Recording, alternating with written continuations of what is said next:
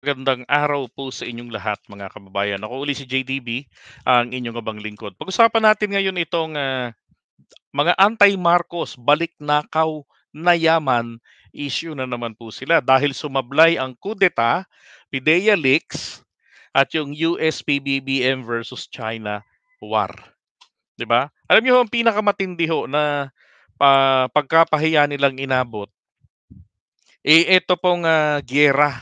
Sapagkat nung isang araw nung kami ho'y nagpunta roon, iilang piraso lamang sila na nagpunta. Parang yung 35 lang din ulit, including the hakot plus vloggers. Ah. At doon, iba na po na naman ang kanilang narrative. Giyera kasi daw po si PBBM ay hostage ng Amerika ang kanilang hostage daw ng Amerika ang kanilang heathen ill-gotten wealth. Oh, yan yung mga pinagsasabi ng ilan sa kanila katulad ni na Ado. Magkaiba pa nga ang figures ni Ado. Mapapanood niyo ho mga videos na yan kay Go Philippines. We were there. Tapos pati yung sinabi nito ni Lorraine Badoy. Yan. And then, kay Lorraine Badoy, ganun din. Sabi ni Lorraine Badoy, kung nalaman lamang natin, kung sinabi lamang niya kasi na hindi ipagpapatuloy ang independent foreign policy, yung mga nasimulan ni Tatay Digong. Ibig sabihin nasimula, magpapakatuta tayo sa China. Well, sa susunod po natin topic, patutunayan ko sa inyo na nasa tamang landas si PBBM nang isulong niya ang ganitong klaseng foreign policy. Okay? Bigyan ko na kayo ng hapyaw, tinalikuran din po ni Digong ang China. Okay? Na kanyang unang nilapitan pero tinalikuran niya. I always say this naman eh. Now, nahanap ko na yung aking proof diyan. Ito sa article na kung saan po maganda kasi naisunod-sunod nito yung mga action. Okay? Mine was just a stock knowledge, pero ito, dokumento. Okay, isang artikulo. At ang link, nandyan po sa ibaba. Makikita nyo sa description. Pwede nyo sabayan. Okay, so ngayon, unahin po muna natin itong diskarte nila. Okay, kay Lauren Batoy, again, ang sinasabi niya, sinabi raw po sa atin kasi ni PBBM na ipagpapatuloy ang mga nasimulan. I would like to qualify that statement sapagkat ang sinabi po ng ating Pangulo ay ipagpapatuloy ang mga magaganda at mabubuting sinimulan at maiiwan. Yun ang sinabi. Okay? And there were so many incidents na naandun po ako sa mga campaigns. Sinasabi po ni PBBM yan. At saka tama lang din naman yun. Di ba? Hindi naman pwede na susundan mo na lang kahit nakita mo na hindi naman na nagwo-workout. Di ba? Wala nang silbi. Para saan pa?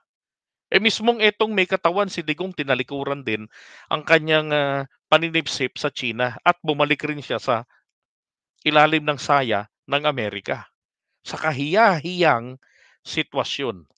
Okay? Ngayon, etong kay Ado, aba ganun din ang sinasabi nito, kapareho rin dito kay Harry Roque. Sabi ko, okay talaga tong mga taga CGTN eh. No? Dati, ayan pong mga yan dati, si Harry Roque anti-Marcos. Talagang itong taong ito, sumisigaw ito, Marcos magnanakaw. Okay? Sinisigaw talaga nila yan, Marcos magnanakaw. Yan. Ito, yung mga sinisigaw nila. Yan. Harry Roque. Tapos, nung si PBBM po ay nakatandem nila, aba, naging tagapagtanggol si Harry Roque. At ang sabi pa kanya iba naman yung sa anak, iba naman yung ama. Tapos ngayon, nako, panglahatan na. Ah, at kung inyong susumahin ang mga to, ang mga akusasyon nila laban sa pamilya Marcos ng mga halaga po ng mga nakaw at yung na-recover daw, ang figures po ni Harry Roque, nako, pagkalaki-laki pong lumolobo na kasing laki ng katawan niya, 125 billion US dollars daw po ang halaga ng mga ninakaw. Anak ng puta. Mas marami pa, 'di ba? Parang nasa 500 billion lang yung naging total budget. Saan ka magnanakaw? Di syempre nanakawin mo kung ano yung budget na pino-provide ng gobyerno, kung ano yung available sa gobyerno. Kahit sabihin man natin, granting for the sake of the argument, ninakaw ni Apo Lakayan 20 years walang sinahod yung mga empleyado ng gobyerno? Yung mga proyekto hindi binayaran, tapos natapos yung mga proyekto nagawa? Oh, 'di ba? Isang malaking katarantaduhan yung narrative nila, eh. Nagsampa ng halos 1,000 na mga kaso o more or less 1,000 cases for almost 40 years. Isa-isang nababasura. Bakit? Due to lack of concrete evidence. 'Di ba? Puro hearsay. May mga na-sequestered po sila. Okay? Ito po hindi po yung sinasabi ritong recovered. Yan, recovered. Eh, mas gusto kong sabihin dito na sequestered 'tong mga 'to, eh. Mga sequestered yung mga yan, eh, na hindi na dumaan sa tamang proseso bagkus kinumpiska-kumpiska na lamang nila and they dispose them, 'di ba? At meron ngang isang naging desisyon ng Korte Suprema ang nakakatawa kasi ang nangyari, eh, nanalo etong mga Marcoses. Ang problema, yung napanalo nila dapat na mabalik sa kanila na mga ari-arian na-dispose na. At sino po ang dapat na magbayad doon? Ang gobyerno ng Pilipinas ang dapat mag-reimburse with interest sa pamilya Marcos. And it so happened, ah, desisyon na yan, eh tatama yan sa administrasyon ni PBBM. 'Di ba? Kaya sabi rin ng Korte Suprema nung nag-request sila Imee na gano'n nga ang gawin, eh, tumanggi na ang Korte Suprema. Pero para sa akin, hayaan na nila 'yan, bilyonaryo naman sila na, eh, 'di ba? That's a lesson from the past na lang, tapos na 'yan. Importante lumilinis ang pangalan nila. Nawala na sila, ang tatay niya, do'n sa Guinness Book of World Records. Hmm. Sabi ni Ricky Meneses, nakikita niyo $125 billion sa 20 years? Eh, yung 50 billion in 3 years, bulag-bulagan kayo. Ano po sir, 51 billion po, yung kay Pulong, 'di ba? Yun nga ang problema sa kanila, eh, bulag-bulagan, 'di ba? Oh. Ngayon, um, yan po yung, narrative naman na kanilang binalikan ngayon, lalo na po itong si Attorney Harry Roque. Ayaw nilang sabihin kung nasaan ang kanilang nakaw na yaman sa Amerika. Magkano ang nakaw na yaman sa Malay namin. ayon sa aking kamag-anak ni Jovito Salonga, hindi po bababa. Kamag-anak daw niya si Jovito Salonga. Kaya nga ito, taal talaga ito na anti-Marcos. Dahil lamang sa politika, ang daming nanghihinayang. Bilang isang human rights lawyer, si Harry Roque, ang dami pong mga nanghihinayang sa kanya na, 'di ba? Anong nangyari? Bakit nagkaganyan ka? Umanib ka sa UNITEAM. Tapos sa Duterte administration naging tagapagtanggol ng human rights violator. Daig pa ito, daig pa siya nila Chel Jokno na aming mga nilampaso noon, na aming hiniyahi at pinagtawanan. Eh pagdating, pero kahit papaano nasasaktan ako sa ginagawa kong gano'n dahil yung mga yun, bilang isang aktivista kahit hindi nila ako naging kaparehong komunista, eh, humahanga ako dahil importante sa aktivista ang meron kang paninindigan, meron kang integridad. Eh si Harry Roque wala. Biruin yung lahat ng yan tinalikuran. Hmm. Pero mainam naman, ang ganda rito sa daldal niya, eh nabubuking ang kanyang dating amo. Isa na nga ron sa bunga ng kadaldalan niya, eh nalaman, napatunayan niya mismo na yung certification na liquidation ng ating kongreso, eh nagsimula pala sa panahon nila, eh binalik ang sabi niya. At siya ay kabilang sa pumirma ng liquidation report. And then na-research tuloy na naungkat, 1987 pa nagsimula, nung magkaroon ng constitution na, nagsimula ang certification by liquidation by certification. Hanggang sa nagkaroon na nga ng panukala si Ping Lacson, 'di ba? Tapos kinontra ng BIR, ni Pulido Tan at ano sila 2013, 'di ba? Doon natigil na 'yon at pinagsasubmit na sila ng matinong liquidation kasi 'yun ang nakalagay sa constitution natin or else kakasuhan sila. And according to him, 2017 nagsimula Panahon nila yun eh. 18th Congress yun eh.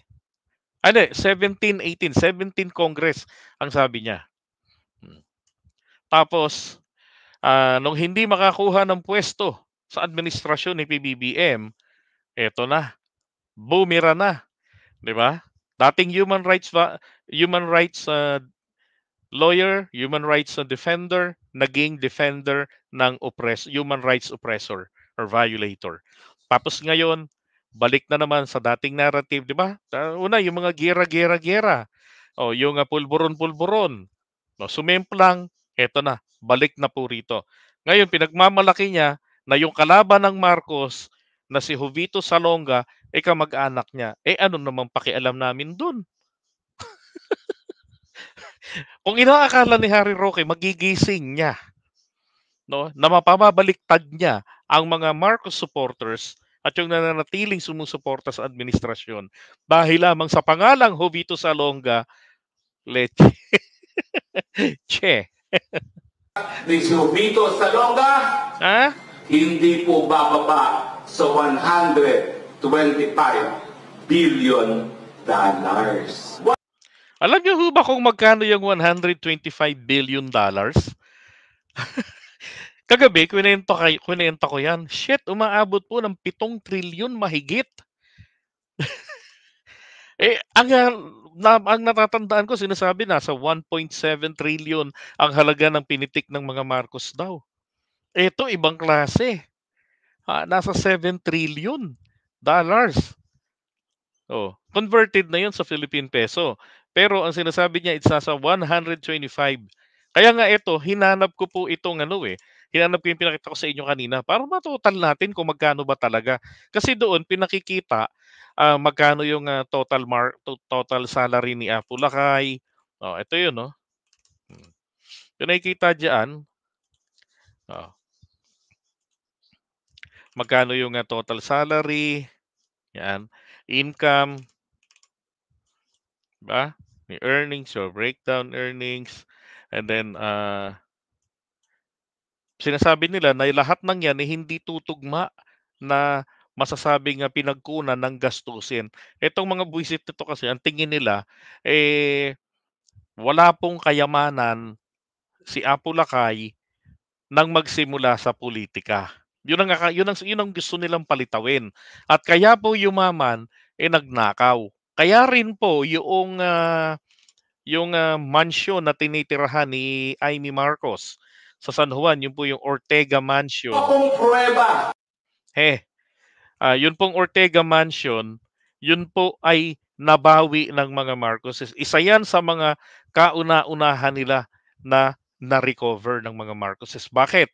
Napatunayan ni Imelda Marcos na yan po ay pag-aari na nila bago pa maging presidente si Macoy. Congressman pa lang siya.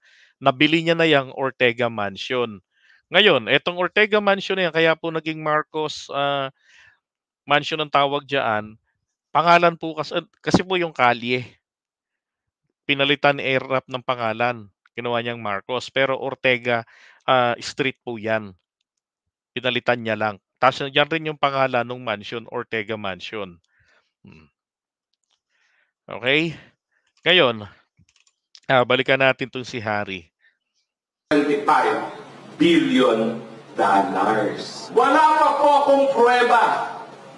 Pero nagsimula na po ako ng proseso na alamin. Wala pa po akong pruweba. Wala na po ako ng proseso. Ito. Wala pa po akong pruweba. Sira ulo talaga, hindi po ba? Wala pa pala siyang pruweba. Pero ngaw-ngaw na ng ngaw-ngaw. Ayon daw sa kanya. Ayon daw sa kanyang kamag-anak na si Jovito Salonga. Dilawang-dilawan talaga tong mga to. Kahit na sa fake news, pumapatol, makapanira lang.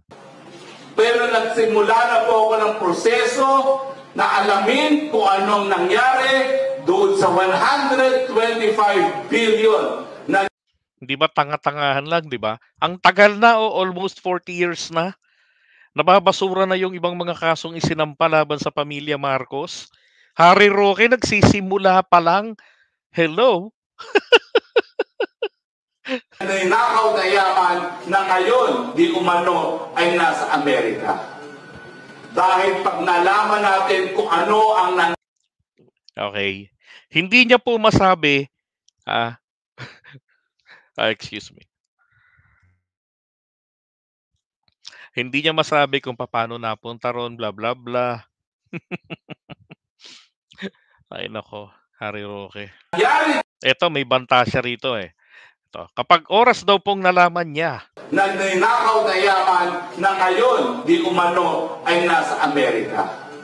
ayun, gumagamit siya ng di umano para hindi po siya makasuhan ng cyber libel. Alam niyo ho, alam po ng korte ang panggagago. Alam po ng korte kung ginagago lang ang batas o ito talaga po ay genuine na sa loobin ng isang tao. Okay? Ito'y abogado, alam nila ang mga exemption at gagamitin para hindi makakasuhan at mahahatulan ito. Naalala ko noon nagbanta si Imelda Marcos. Ang sabi niya, kakasuhan niya ang magsasabi ng ill-gotten wealth. Mula noon, wala nang nagbabanggit. Takot makakasuhan eh. Sana po totohanin ngayon eh.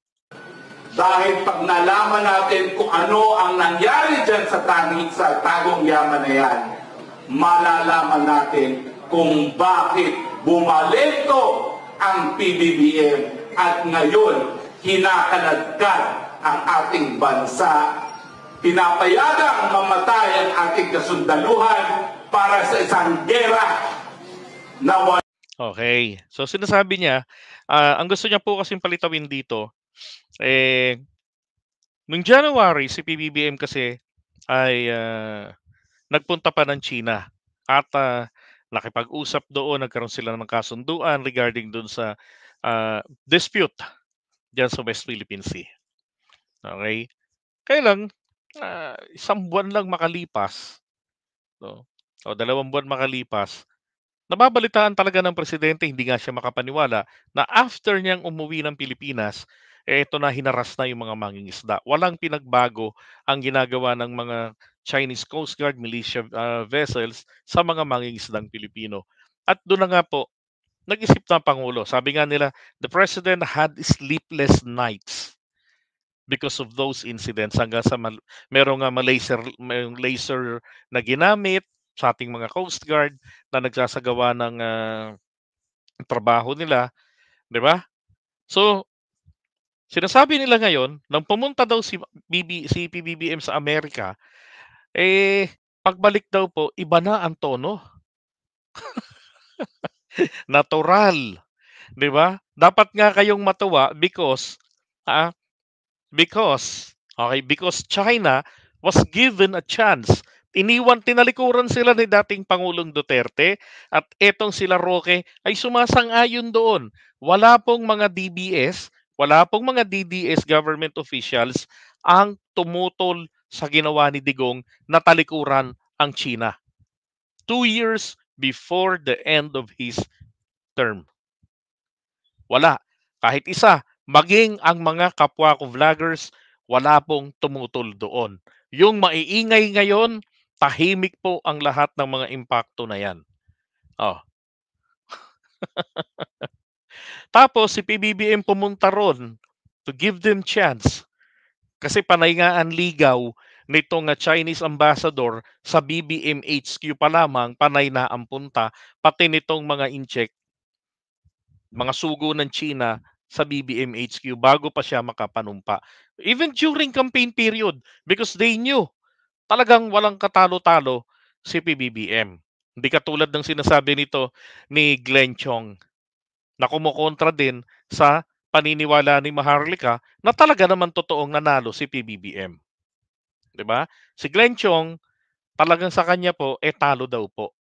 Hindi raw po nanalo. Sino kaya ang nanalo para sa kanya? Si Isko kasi pogi. Okay. Now, eto nga sinasabi naman ngayon ni na Harry Roque, gusto niyang palitawin ito nagkaroon ng arrangement si PBBM at ang Amerika, Yan rin ang sinasabi ni Badoy na na ibabalik ng Amerika ang kanilang mga kayamanan kapalit ng pagpayag ni PBBM na makapasok uli rito ang mga Amerikano. Yan ay pag-uusapan natin maya-maya lang. Wala pong interes ang sambayanang Pilipino. Okay. So, yan yung mga pinangangaw-ngaw nito ni Harry Roque. Diba? Naalala ko lang din ito. Dito nag-iiyak siya rito eh. Sabi niya, okay, wait a second. Ito. Sabi niya dyan China has asked the Philippines what is its intention why it keeps, wag mo na yan. Ito po. Yan, nagngangalngal na si Harry Roque nito. Sabi niya, no clear China policy 2 years into Marcos administration. Diba? Wala raw pong clear China policy si PBBM. Bakit? Kasi, all of a sudden, mula po nung tinalikuran ni dating Pangulong Duterte, ng panahon niya, etong China, na walang imik si Harry Roque, walang pagkontra, bagkus pinagtatanggol pa niya. Ngayon, gusto niya po bigla-bigla si PBBM ay maging tuta na rin ng China. 'Di ba? Tapos dito, yan yung mga banat niya nung hindi po siya nakakuha na ng pwesto. Ngayon dito, dito tuluyang nilaglag na rin naman po ng China. Tama nga, isipin niyo na lang si Rene Astudillo. 'Di ba? Nakumbinsi, sabi niya, di meron ng gentleman's agreement kasi sabi rito, nang ilaglag ng China si dating Pangulong Duterte. Sabi niya, China has asked the Philippines what is its intention, why it keeps on dismissing former President Rodrigo Duterte's gentleman's agreement with the Chinese leadership. And the agreement, the status quo, sabi nga po ng mga patuloy pa rin na naniniwala kay dating Pangulong Duterte, yan ay taktika. Tanginang buhay ito, taktika na naman tayo na naman eh. Taktika naman daw po ng China. At dahil po hindi na presidente si Tatay Digong, kaya nilalaglag na nila. Na naman.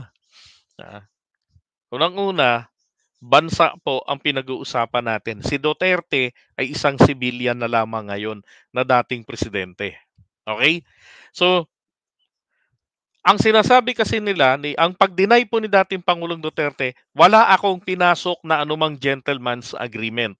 Maliban sa handshake with Xi.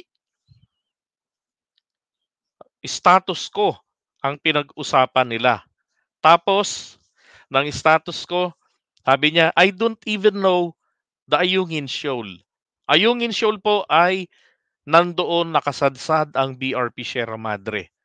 At yung sinang-ayunan niya na sinasabi rito ng mga incheck at sinasabi rin naman ni Harry Roque na totoo na mayroong gentleman's agreement pero hindi daw secret.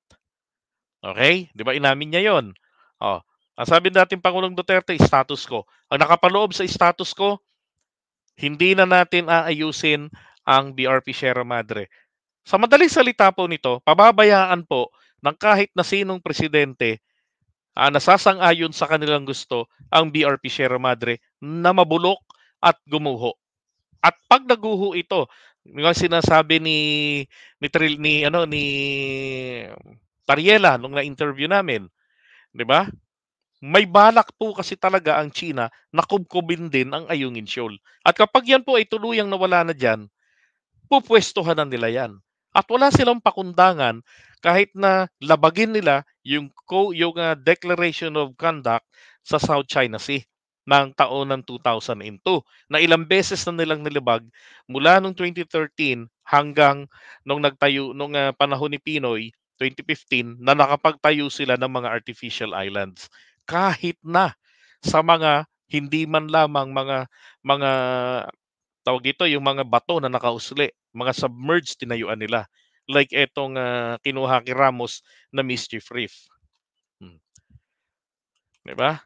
Ngayon, kino-question nila ano daw ang intensyon ng pamahalaan ngayon. Well, maliwanag naman sa sinasabi ng Pangulo na hindi niya po ikukompromiso o isusuko ang kahit na 1 pulgadang bahagi ng ating teritoryo o ng ating sovereign rights.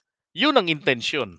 na dapat nga pong ipagpasalamat ng mga nagdaang presidente sapagkat sila yung mga duwag sa China at hindi alam resolbahin ang problema sa ekonomiya nung kapanahunan nila. At sila po ay nauto sa bait ng China na kaunlaran, 'di ba? Oh, na siyang isinisigaw ngayon ng mga alipores ni dating Pangulong Duterte. Na tahimik tung talikuran niya ang China. O bakit? Kasi ba binudol ang China? 'Di ba?